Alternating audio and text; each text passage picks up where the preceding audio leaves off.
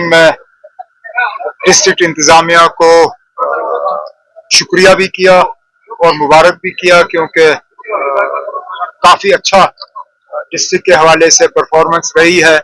District capex के भी और सेंट्रली स्पॉन्सर्ड जो हमारी स्कीमें हैं उसके इस्तेमाल में, और जो यूटी कैपेक्स के तहत उनको पैसे मिले हैं उसमें भी अब साल के चंद ही महीने बचे हैं जिनमें काम मुमकिन है। तो इनसे मैंने गुजारिश की है कि बाकी अक्टूबर, नवंबर और बर्फ पड़ने तक दिसंबर में जितना और ज्यादा काम में तेजी लाई जा सके हमें ये करना होगा, ताकि कम से कम पैसा जो है वो जिले की तरफ से लैप्स हो जाए 31 मार्च को। आज आपने देखा होगा हमारे चारों उम्मीदवार वो मीडिया के सामने आए और उन्होंने पीडीपी और बाकी एआईपी और सबको, उस वक्त तो सजाद लोन साहब की तरफ से कोई बयान आया नहीं था, उन्होंने सजाद लोन साहब से भी अपील की थी कि वो नेशनल कॉन्फ्रेंस के हक में वोट दें। अब सजाद लोन साहब ने इलेक्शन से जो है बाहर रहने का फैसला लिया है, वो वोट नहीं डालेंगे। उसका फायदा किसको होगा वो आप भी जानते हो, मैं भी जानता हूँ। अब क्या मजबूरी रही वो मैं कह नहीं सकता हूँ, लेकिन बाकियों से मैं कम से कम अपील करता हूँ कि वो इलेक्शन से बाहर ना रहें, वो अपना वोट दें और ये साबित करें कि वो वाकई बीजेपी के खिलाफ है, क्योंकि अब ये सीधा मुकाबला नेशनल कॉन्फ्रेंस और बीजेपी का है और कोई है नहीं इसमें। तो नेशनल कॉन्फ्रेंस को वोट ना देने का मतलब ये होगा कि बीजेपी की मदद की जा रही है।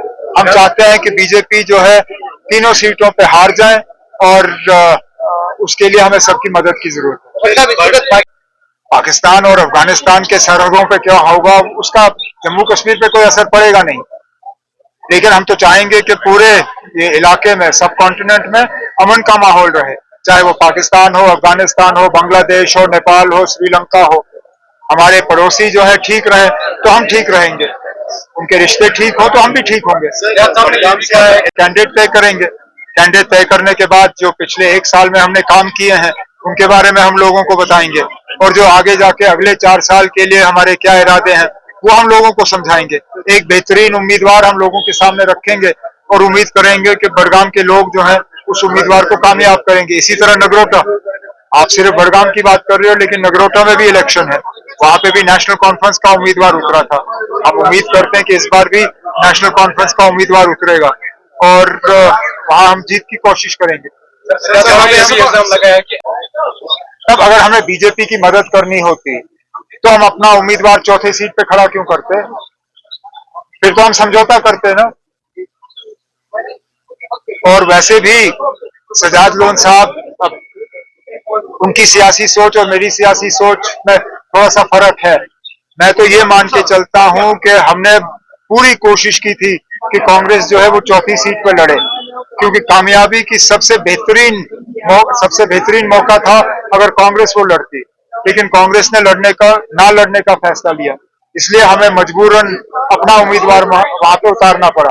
लेकिन हम तब भी जीत की जो है उम्मीद लगाए बैठे हैं। अगर वाकई सजाद लोन साहब बीजेपी को हराना चाहते हैं तो वोट देना हमारे हक में, उनका इलेक्शन से बाहर रहना बीजेपी को फायदेमंद है।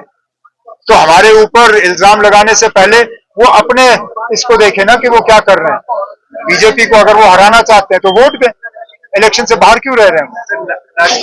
अलायंस है ना। उन्होंने प्रेस कॉन्फ्रेंस चौथी सीट पे अपना उम्मीदवार उठाना नहीं चाहते थे, हम चाहते थे कि चौथी सीट पे कांग्रेस लड़े, क्योंकि जैसे मैंने आपसे कहा, जो हमने नंबर देखे और जिस तरह हमने हाउस की कॉम्पोजिशन देखी, हमें लगा कि सबसे बेहतरीन जीतने की गुंजाइश तब होगी अगर कि कांग्रेस वो सीट लड़ती, क्योंकि पीडीपी हमारा एलाय है नहीं, लेकिन पीडीपी इंडिया ब्लॉक का एलाय जरूर है। तो पीडीपी के लिए उस वक्त कांग्रेस को वोट देना शायद ज्यादा आसान होता बनिस्बत के नेशनल कॉन्फ्रेंस को, लेकिन चलिए अब कांग्रेस मैदान में है नहीं, इसलिए अब हम कांग्रेस की तरफ से पीडीपी से गुजारिश करेंगे कि बेशक हमने 1 साल पहले एक दूसरे के खिलाफ इलेक्शन लड़ा, लेकिन क्योंकि अब सीधा मुकाबला नेशनल कॉन्फ्रेंस और बीजेपी का है, तो हम उम्मीद करेंगे कि पीडीपी इलेक्शन से बाहर ना रहे और वो नेशनल कॉन्फ्रेंस के उम्मीदवार के हक में वोट। जहां पे आप टूरिज्म के हवाले